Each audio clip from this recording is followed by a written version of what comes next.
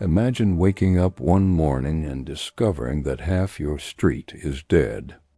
Not from war, not from famine, from something invisible, something that leaves its victims blackened, swollen, and screaming in agony within days. Now imagine that happening across an entire continent. In the space of just 5 years, between 1347 and 1351, somewhere between 25 and 50 million people vanished. Cities became graveyards. Churches ran out of priests to perform last rites. Entire villages were wiped so completely that historians still can't locate where they once stood. But here's what nobody tells you about the Black Death, the part that completely reframes everything you thought you knew. This plague didn't just kill medieval Europe, it accidentally rebuilt it. And the world that rose from those mass graves, you're living in it right now.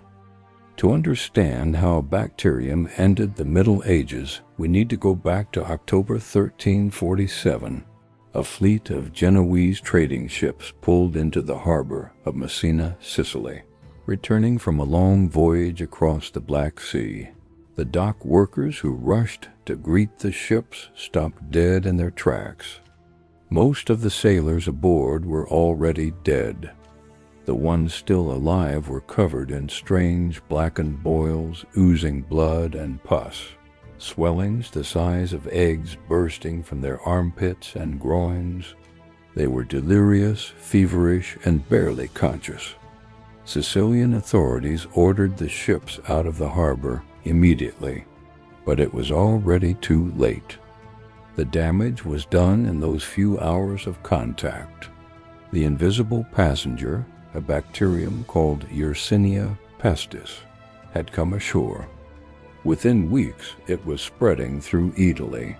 Within months, it had crossed the Alps. By 1349, it had reached England, France, and Germany. By 1351, it had swept through Scandinavia and pushed east into Russia. No army in human history has ever moved that fast and killed that efficiently.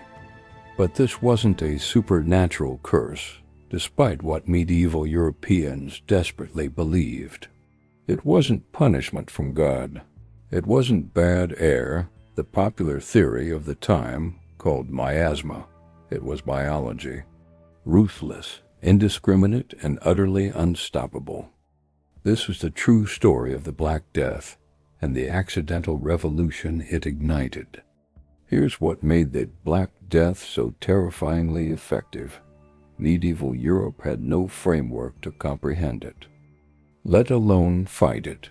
The plague traveled in 3 deadly forms. Bubonic plague, the most common, spread through the bite of infected fleas carried by rats. It caused those horrifying swollen lumps called buboes that gave the disease its name. Without treatment, it killed roughly 30 to 60% of those it infected within a week. Then there was pneumonic plague, the airborne version, which spread directly person to person through coughing and breathing. Nearly 100% fatal. There was no surviving pneumonic plague in the 14th century. None, and medieval society was perfectly designed for rapid transmission. Markets were crowded.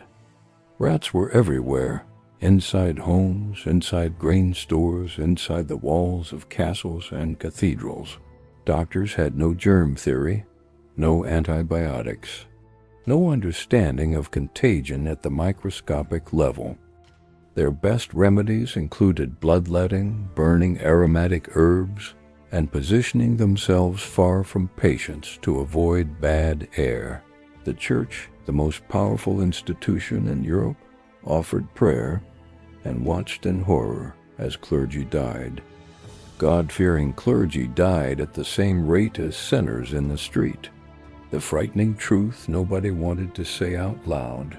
Nothing was working, and nothing was going to. The world's most powerful civilization was completely helpless. Across Europe, the response to the plague revealed the raw, desperate edge of human nature, both its cruelty and its compassion. In some cities, the dead piled so fast that normal burial became impossible. In Florence, mass graves were dug where bodies were stacked in layers, covered with a thin dusting of soil, then stacked again. The Italian writer Giovanni Boccaccio, who survived the plague, described the smell hanging over the city like a permanent fog, the sickly sweetness of decay baked into the summer heat. Streets that once echoed with merchants' cries and children's laughter fell into eerie silence. Shops stayed shuttered. Farms went untended. Harvests rotted in the fields because there were no hands left. Fear turned neighbor against neighbor. Jewish communities across Europe were blamed and massacred, scapegoated with baseless accusations of poisoning wells. In Strasbourg, 2,000 Jewish people were burned alive in February 1349. Across Germany, entire communities were annihilated in pogroms fueled by panic and prejudice. Meanwhile, a group called the Flagellants marched through towns in organized processions, publicly whipping themselves bloody in dramatic performances, believing extreme self-punishment might appease a wrathful God. It didn't, and yet even in the darkest corners of this catastrophe, something unexpected was quietly beginning to shift, something that the survivors hadn't noticed yet because they were too busy simply trying to survive. The plague was changing the rules of everything. By 1351, the worst of the dying was over. The plague would return in waves for the next 3 centuries, but nothing would ever match the ferocity of that first apocalyptic sweep. When the survivors finally looked up from the graves and took stock of what remained, they discovered something that nobody had predicted. The peasants had power. For centuries, medieval feudalism had been built on a simple, brutal equation. Lords owned the land, and serfs worked it. In exchange for protection, with no negotiating power and no way out. It was a system maintained by one thing, an excess of desperate, replaceable labor. The Black Death destroyed that excess completely. With 30 to 60% of the population dead, there were suddenly far more farms than farmers, far more workshops than craftsmen, far more lords desperately needing workers than workers needing lords. For the first time in history, peasants could simply walk away and go find a lord who would pay them better. Wages surged. Serfs demanded and received their freedom.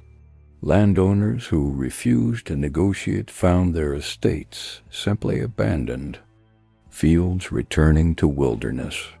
The ruling class panicked. Across England and France, laws were passed desperately trying to cap wages. In England, the Statute of Labourers in 1351 tried to legally freeze wages at pre-plague levels. It failed. The peasants had already tasted leverage, and they would never fully give it back. The rigid pyramid of medieval society had cracked from the bottom up.